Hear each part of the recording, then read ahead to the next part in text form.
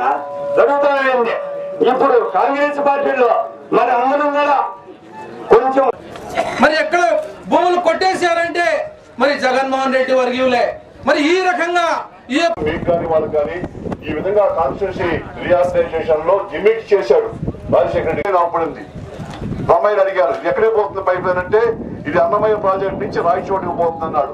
ఈ నీళ్లు లేవు, ఇది మొత్తం ఒక ఎడారి మాదిరి తయారు చేసి పెట్టారు తప్ప ఇంకేం కూడా డెవలప్మెంటే లేదు.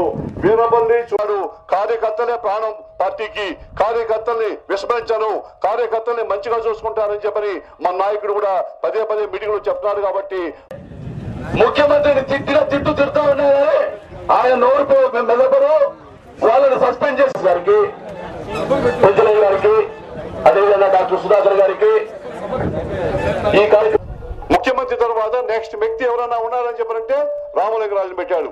ఆ రోజు క్లింటన్ పక్కన కూర్చున్నందువల్ల ఆయనకి ఈ యొక్క ఐటీ ఆ యొక్క వర్క్ అంతా కూడా ప్రపంచానికి అంతా వచ్చి ఆయన పెద్ద కోటీశ్వరుడు అయ్యి ప్రపంచంలో 10 మంది కోటీశ్వరుడు ఆయన ఒకడయ్యాడు.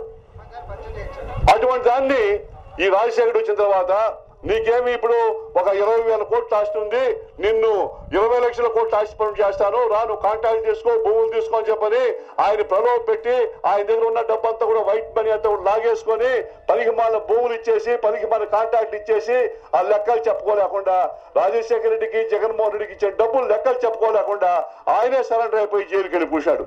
అంటే చంద్రబాబు నాయుడు కోటీశ్వరం చేస్తే ఈరోజు ఈ నిమ్మగడ్డ ప్రసాద్ గాని, కోనేరు ప్రసాద్ గాని, అదేవిధంగా పొట్టూరు వరప్రసాద్ గాని వీళ్ళంతా కూడా చంద్రబాబు నాయుడు హయాంలో వాళ్ళకి మేళ్లు చేసి కోటేశ్వరం చేస్తే ఈ రోజు రాజశేఖర ప్రభుత్వ హయాంలో అందరూ జైలుకు పోతున్నారు. సంతకాలు పెట్టిన ఐఏఎస్ ఆఫీసర్లు జైలుకు పోతున్నారు.